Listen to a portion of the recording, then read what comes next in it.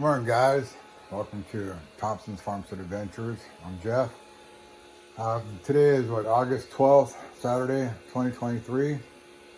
Right now, what I'm doing this morning is I'm having issues with my harvest right. I did buy this thing.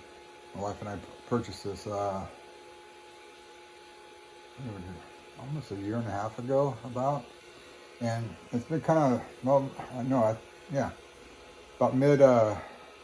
I think it was April of 2021.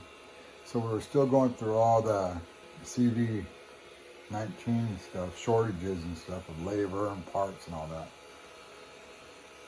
And in the beginning, this thing was a lemon, because I had just one issue after another. Wrong timing of purchasing this unit, because they didn't have a whole lot on the shelf, because there were a lot sold. But anyways. What I'm having right now is an issue with my vacuum, which is shooting out error number 9. And everybody has that error number 9 once in a while. When I first bought this, let me turn the camera around. When I first bought this, the seal that you have around here, on the inside of the seal, had this bubble. So it wasn't holding the vacuum. And right now I'm having an issue. I've actually replaced, they sent me a new seal, told them about it, showed them the pictures. I had purchased a second one that I have in stock here just in case. And basically, once I got that going, then I had another issue. There was a sensor that's up top in this corner here that has the 4 wires and it's insulated. And I'm not going to take this unit apart to show you. But what was happening is that the wire was exposed, quite a bit, and it would condensate around it and kind of short circuit between the 4 wires. So I went above after dealing with these people and going through the circuit boards and all that, and replacing the circuit board thinking it was that, and going through all the eliminations that we worked with, and we come to find out that the 4-prong sensor on top was shorting out between itself based on the charts that they were getting. Because you have to download from the unit here. You turn it on and you put your thumb drive in right here. And as soon as you put your thumb drive in, make sure it's empty, it has nothing in it. As soon as you turn on the machine by just the switch in the back, it'll power up and then start saying loading. And then all that information that was going on inside your unit will go to the thumb drive, and then you just send it to them in an email. Well, after finding out that this little foam piece on the little top area wasn't working as well, from the manufacturer, because they had actually, the wires were exposed a lot more. So they told me to scrape off the little foam piece. And what some people do, they put silicone around there, and this, that, and the other. Well, they said they would use my pictures and stuff of what I did. So I took, after I got it all cleaned up, I took Scotch tape and double layered it. And then there's this product out there called Lexol, something I forget what it's called. It's a clear silicone. And that stuff works excellent. In fact, when it comes to silicones, that's the only stuff I'm going to use.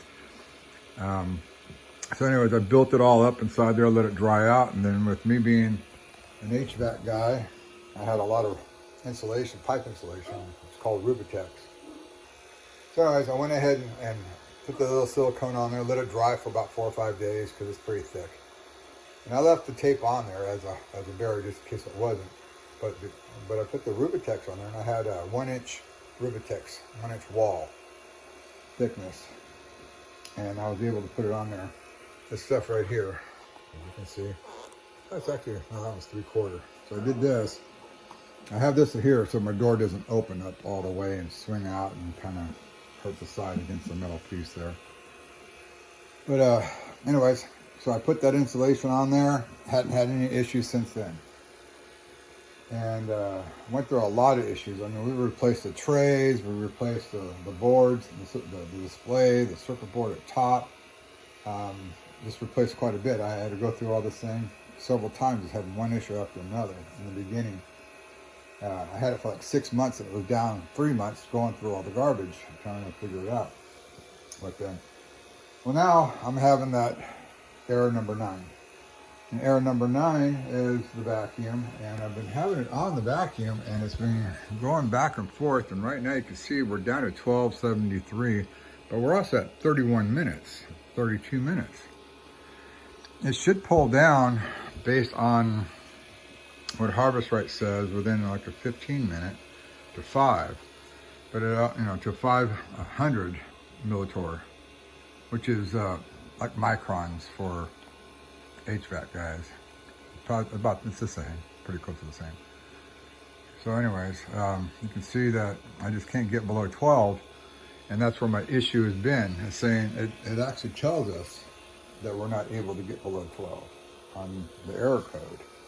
It'll let you know can't get below 1200 MTs. So I did the test. My valve here isn't the best, and the handle's a little wobbly and all that stuff. But I put water in a cup, and there's a line right there, so it's not sucking up the water. So that means I'm gonna have to take apart the unit. Oh, and for you guys out there that do have Harvest Right, this is a 1/2 inch grommet, basically. You buy at any of the box stores, Home Depot, Lowe's, or whatever. And what I did is I took a couple of little machine nuts and bolts and had the back off, so I can put this in there, so that way it kind of holds it in place. I mean, it does not come out. It's pretty firm.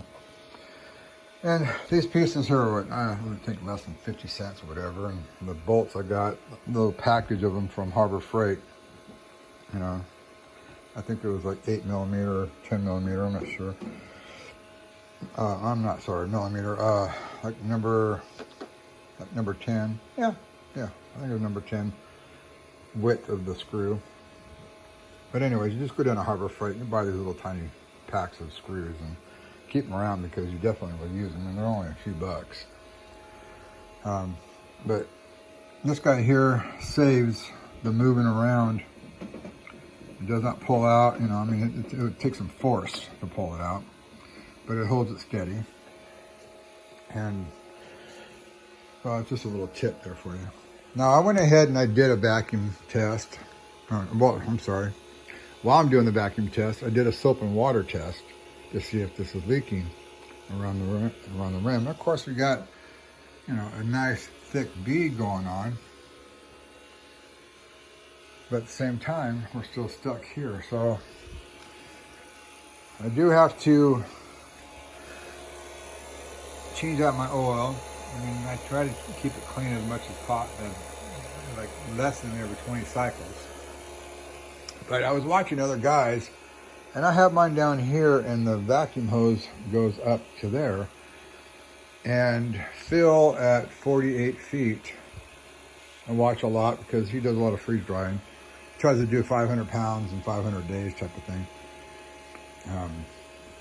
He actually has his up on the table, and it seems like everybody does too, but he has his hose looped up, and he brought to my attention that when this vacuum's on, it does suck food particles in there and contaminates the pump more, and I've never even thought of that. So I'm going to go ahead and relocate mine to where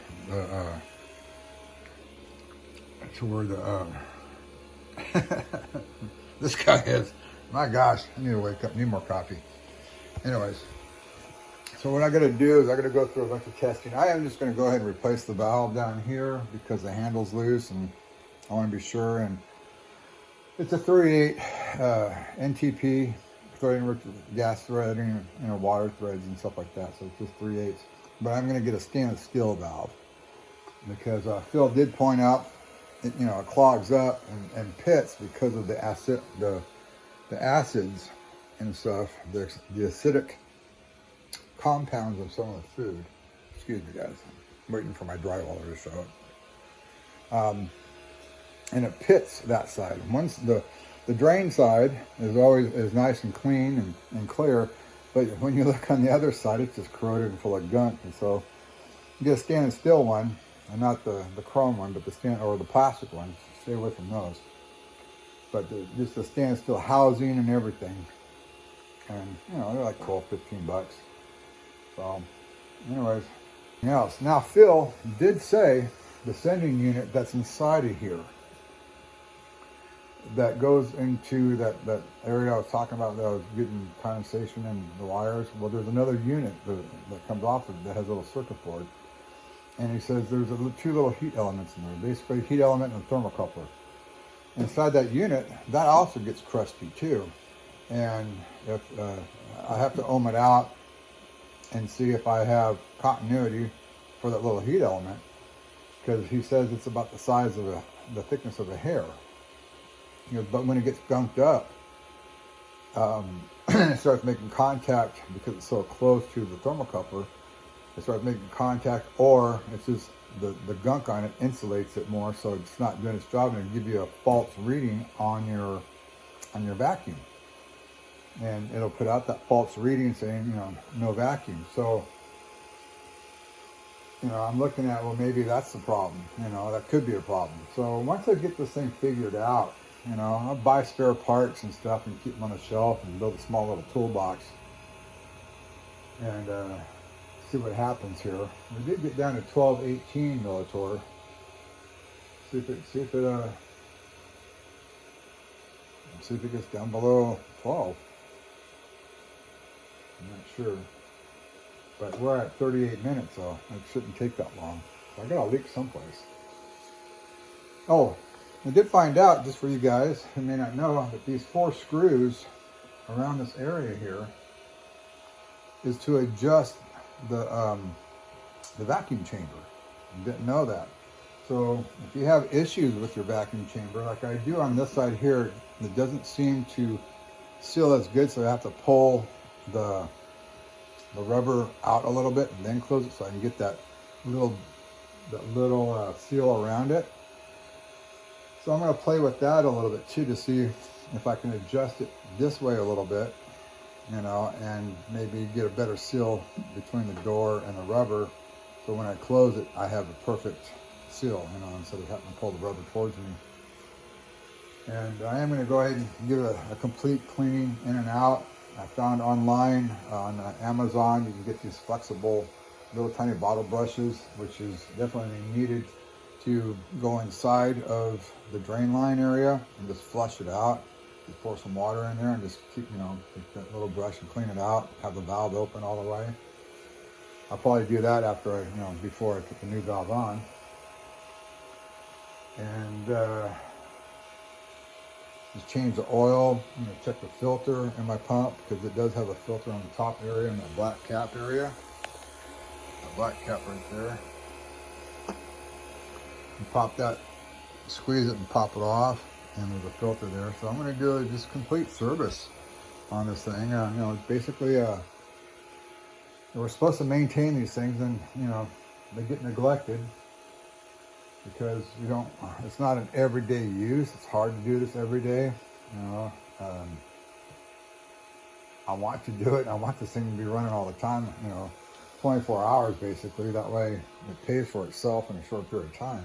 Set up right now. We're at 9:57 MTs. It's been an hour and 22 minutes. That's way too long. So I'm going to shut that off. Call it done. Crack my valve a little bit. Let me pull it out of the water. Come on. Yeah, this valve messed up. I can't even.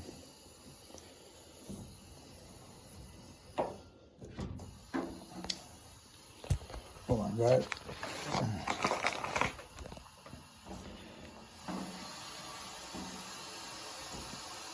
All right. I think I put the knob on. You know how the knobs have an area where it stops, so I think I might put it on the wrong side. Doesn't matter, it's getting replaced. So go ahead and personalize your stuff too. I'm gonna go ahead and turn it off. Let it sit. Pop that open. So anyways, this thing will pop open here any second, and then I'm gonna be on my way to go help the wife with the animals and get their shots, and then it just pops right open. I said, okay, ready. Also, what I do, guys, is I use my chair here for right now, and I take that fan there, prop it up on this chair, and shove it right in there when there's a bunch of ice, and let it thaw out. There's a little tip for you. I don't put any fans on my vacuum pump, only because I have that guy usually on, and I try to keep it about 72 degrees in here, and that helps with that. It also helps with emitting any humidity off the pump. You'll hear stories about people coming into their rooms and going, my gosh, it looks like a fog set in. Well, that's why, because the room's too warm. And I haven't had any issues of that sort with the humidity or the gases, coming in. You got to remember, this thing's down like 40 below zero, and if the room is hot, it's gonna, kind of fog up a little bit. So at least that's what I've been told. I haven't seen it happen with me yet. But you guys have a good one. I'll be right. I'll let you guys know what's going on here. I'll keep adding to this video, and I'll talk to you soon. Hey y'all, it's Jeff with Thompson's Farmstead Adventures. In here, I'm gonna replace the valve here on the Harvest Right, the drain valve. And don't have my tripod or anything with me to just kind of stabilize the phone. But basically, I just ran down to the local supply store and just picked up a regular gas valve. I've been watching a lot of videos out there, and a lot of issues. Miss Libby, she's completely upset, and I don't blame her, because I felt the same way. Set the phone down. I felt the same way. The first 3-4 months of our Harvest Right adventure here, we received it last year, was it April 2022. I went through all kinds of issues. And I know a lot of people are still having them. And I don't know if that's because of what has conspired with this CV19 from 2020. I do know been issues with supply chains and labor and all kinds of stuff, right? And quality control. And not just Harvest Right, but a lot of things. We've seen prices go skyrocket on food, eggs, all kinds of stuff. Building materials. In fact, there was one point in time, because of the big freeze and CV19 in Texas, there was we had the big freeze in 2021, where there was a resin shortage for making plastics and all kinds of stuff like that. Anyways, getting back to the Harvest Right, and I've watched several videos, and yeah, I was upset when I bought this thing. I paid, this is a large, it's 5 tray, not the 6 tray, it's a 5 tray, but it's a large one. And I was upset that I had to be my own technician, that nobody was around to service the stuff if something happened. I bought it so I could, start preserving food, for the family. The wife and I were in a mad dash to get out of California and get on a farm area, get away from the public, and some of my videos you've seen, I've got hundreds of acres of open land around me. That's not mine. I only own 4.5, but we only own 4.5. But, it's pretty open out here, My neighbors are mostly cattle, which is nice. And so by buying this unit here and trying to get our food production going and freeze drying eggs and milk and stuff like that, and doing, the beginning of going out and buying apples and bananas and pineapple and all that, trying this thing out. Well, it got frustrating because I kept having one error after another, and they weren't always the same ones. I would have a vacuum error, number 9, and then a heat tray or something was going wrong. I think that was like number 4 or something like that. I can't remember. I should pull it up. That way, I almost went through the whole list. I think there's like 10 or 12 different errors that they've got going on. And I went through all the little videos they send you to do, this, that, and the other. And I have replaced the motherboard, the relay board, the touchpad, the trays. Now I'm replacing the valve. And never had to replace the Premier. I have that one right there, the Premier type, which is nice. I like it. Yeah. Very quiet for what I'm used to having as an HVAC guy. We have the Robin Airs and stuff like that out there, and I don't think this one's a 7. I think this one's a 7 CFM. I think it is. I can't remember now. Anyways, but I'm learning a lot, through all this, and being HVAC repair and moving out here and getting away from that lifestyle, because I moved to a whole different state that I just don't know what's going on. In fact, the nearest Starbucks that I used to go to all the time is 35 minutes away, and so is the closest box store, Lowe's. It's 35 minutes away, where I was used to having Starbucks, Lowe's, and Home Depot and all that stuff all around me. Pretty much go anywhere. Plus all my suppliers, of all different supply stores, HVAC, plumbing, electrical, and all that I went to get our stuff. Anyways, you buy this machine, and whether it's somebody that has experience in HVAC or no experience at all, you're frustrated that you buy a machine for $2,800 to $3,500, whatever it is, and then you gotta sit there and be the technician. Now, a lot of people won't grasp this kind of stuff. I like understanding what's going on. There's a gentleman out there called Phil at 48 Feet. He puts out some great videos. You guys look him up. I'll try to put the link below. I'm still new at the YouTube thing. But he does a lot of stuff. He'll take apart the vacuum pumps and he diagnoses quite a bit. He does it step by step too. And you learn from a lot of these YouTubers out there. These are basically like online classes for me. But it's still, no matter what, it's frustrating for the owner of these units. And you would think Harvest Right would take an extra step or step back and not make it all about money. Start looking at the issues that are going on. If they have all these leak issues, and I know they made a couple of changes, like in the vacuum pump hookup. I'm not sure if mine has it or not. I'd have to take a look at it. But there's a 90 degree that has another compression fitting in there, and that's just another area of leakage. Now then they did away with that, and they made it a continuous pipe from the chamber, the standstill chamber, and extended it to the outside. So they eliminated one leak. But I'm watching this other gentleman before I came out here, and just kind of shut him off because his attitude is just like everybody else's. He's upset, but he like he said, he probably worked on the units more than anybody else has done in the world because he's just frustrated. There are a lot of ways to fix the leaks. But I do know that anything that vibrates, I'm a Harley owner, it vibrates, you got to tighten it up. It's going to leak if you don't, And HVAC units are predominantly concealed units, the air conditioning unit outside the condenser.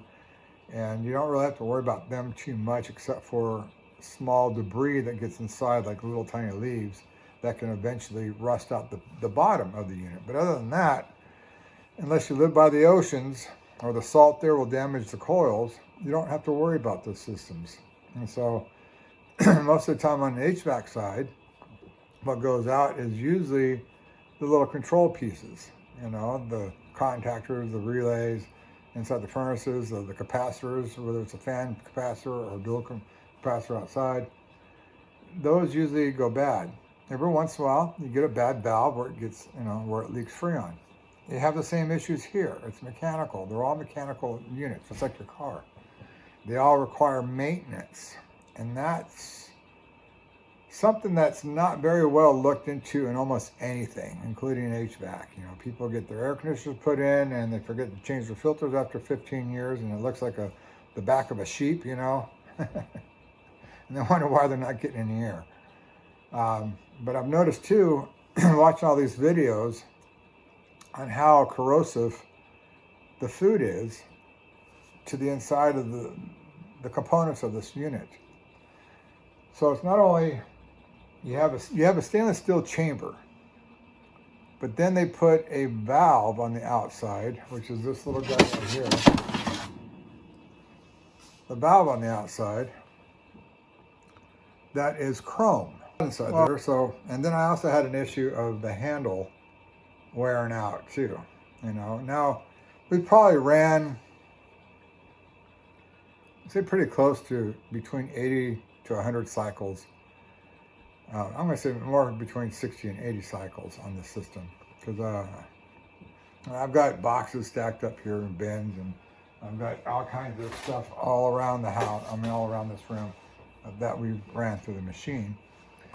Now, I'm not sure if the gas valve, which I just picked up, they're all 3/8 NTPs, right? NTP, I believe. Gas pipe threading. Gas pipe, water pipe, all that stuff, you know, it's the same type of threading, NTP. But anyways, I'm not sure if this ball valve in here is stainless steel. And if it's stainless steel, it should not pit. Now, the issue I have with buying this gas valve is because of the food. This thing is, you know, ready for gas only, you know. You might get a little bit of moisture through the gas lines and stuff like that, but not too much for the most part. And they do have valves like this here that are stainless steel outside instead of brass, and stainless steel inside. The balls and everything's stainless steel for water and corrosive materials. And on Amazon, I went through and I looked at all these corrosive 3/8 gas valves, and they have longer handles too, which is nicer if you're starting to lose your grip. A little arthritis and all that. Because we're watching people out there on these lines. I came across this one guy that does candy for a living. You know, that's a major part of their stuff. And they've got freeze dryers lined up now. I think they have, I don't know, 10 of them. Excuse that noise. That was a bag scratching across the table.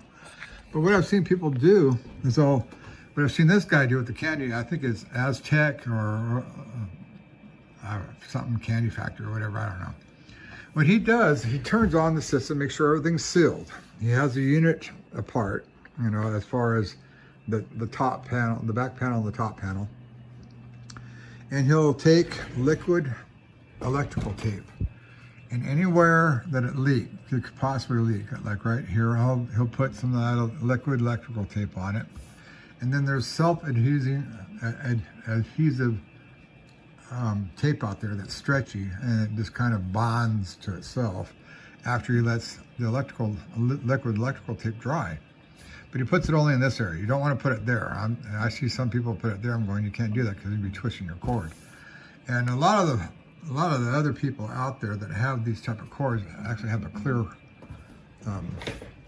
clear cord. But I'm going to say, you know, I'm going to do the same thing. I'm going to order everything that this guy had. I'm going to do my liquid electrical tape here, let it all dry, and I'm going to hit all the spots inside.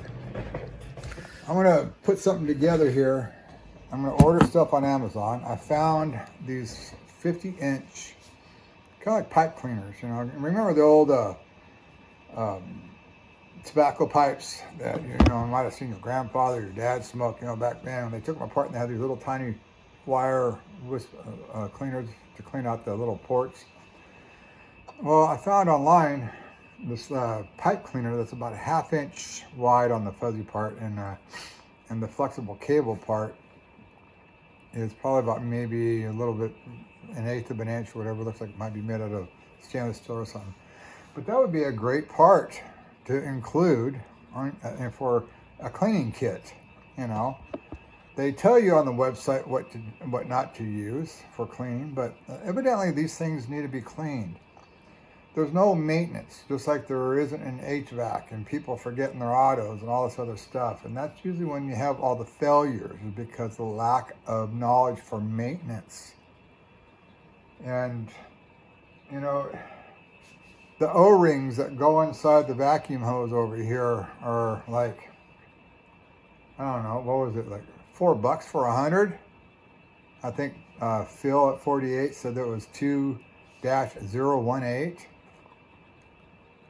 Yeah, $4, say $5 on Amazon for a pack of 100 of them. I mean, come on, how cheap can Harvest Right be if you don't want to send out extra parts, you know? Send out a nice way of, you know, little products to help out. Say, hey, here's some extra O-rings, you know? Heck, even in the vaping community, before all this marijuana garbage came out there, you know, people trying to get off of cigarettes and stuff, even the products that came out, the tanks all that came with extra O-rings, you know, because they knew they were going to go bad. I mean, don't you guys think that the hoses are going to go bad? And I did watch Phil at 48 when he took apart his vacuum hose, and it schooled me that particulates from the food get inside that hose. And this is why, you know, there's a timer on my machine that says like every 20 cycles to change the oil. And I have the setup to where, excuse me guys, where I buy extra ones. I take my old oil and I put it in the used containers. This one's used and those guys are new and that's used. And I just keep doing I just keep putting new back in. Because to me, you know, I can use that on my Robinair, you know, that's pulling out moisture in the air. I'd rather just spend the money on making sure that this is clean. But Phil at 48 feet pointed out the garbage inside the hose there, and also that the rubber had a little hemorrhages on it from being, you know, down too tight, not from tightening it because of the vacuum. So when you have all this constriction going on from the vacuum, the parts tend to start, you know, wearing out. Well, evidently it wore out on Phil's hose right there at that fitting at the Harvest Right. The little O-ring just kind of flattened out, you know. It looked like it hemorrhaged, you know, it wasn't perfectly round. So I'm looking at all this stuff and I'm going, there's a lot of people around here that are buying the Harvest Right and they don't know what to do. They're just like me. You know, I get this machine, I have no clue. I don't have time to diagnose it. I don't have time for all this stuff. I'm trying to work on the house because we had issues when we first moved in, the flood and all that stuff and everything, you know, PEX pipe hole, poor installation. But anyways, I'm looking at all the people that are locally that are buying these things, but there's no support out here, you know. They say if you have a refrigerant issue, take it to an HVAC guy. You know what? Where I live out here in the northeast corner of Oklahoma, it's hard to get anybody out to your house, period. Everybody has that as soon as possible kind of attitude, and that could take weeks, even if they're not busy, you know. It's just the way it is, you know. California is feast or famine, man. You get over there, get it done, otherwise somebody else will do it, you know. There's just a lot of people, a lot of contractors. So the mentality out here is different. Definitely a more relaxed pace. And I already have issues with dealing with Harvest Right tech support. Now, people are nice. They have to be. And there was one gentleman on there that him and I actually FaceTime each other so we could walk through it on my top sensor up there where I had to change out the stuff there. Anyways, and he was a great person. I think his name was Dave. I have to go back in my notes. I kept the file. But to have any physical support out here or anywhere, they don't have anybody in any place. They say they got 160 techs out there, but not in your location. It's like, okay, well, where are they? Is it a lie? Is it a myth, you know? You guys just saying you have that, you know? But we got plenty of videos, is what they say. I don't know. Maybe I'm a little ranting here, but I understand people's frustration, as I had that same frustration, being busy, trying to get this thing going, and then have to deal with it, and it sat for 2-3 weeks, and dealing with them back and forth until they sent me all the parts, and then wait until I had the time to fix it, and then test it, and then find out there's other failures, or this, that, and the other's not working, and download on my thumb drive, send it to the email. As long as you have the same person and you can work with them, it's kind of all right. But when you get a tech support and then they bounce you from one tech to the other tech to the other tech to the other tech, and they keep telling you, "Oh, I'm sorry, I had you on mountain time," when you know damn straight, excuse me, that you keep telling them over and over again, put it in the notes, I'm on Central Time, or Eastern or Pacific or whatever. It just they use the same excuse. That's for sure. You would think by now the tech support would know what's going on, but they don't. So I think they keep going through employees, because it sounds like to the people that I've seen other people talk about, like Libby and other people, the names keep changing. And I know they don't have that many tech supports, so evidently they come and go. So I'm just kind of giving a little rant and probably, I don't know, harvest right, man, get your act together, You could have something good here. Patriot out there is starting to come out with their, they have their fuse dryer, and I think there's another company coming out with one too. I just heard, don't know the name of it, but, I was thinking, well, Patriot hasn't worked out the bugs yet to want to buy theirs, but then I'm thinking, neither has Harvest Right, Harvest Right's been around and they got the name and all that stuff. That's only because they spent a lot of money in advertising and putting their displays in all the stores like Home Depot, Lowe's, or wherever they're selling them at, Tractor Supplies and blah, blah, blah. You've got the name, but you're not following up with the customer service. You guys have to work that out a lot better.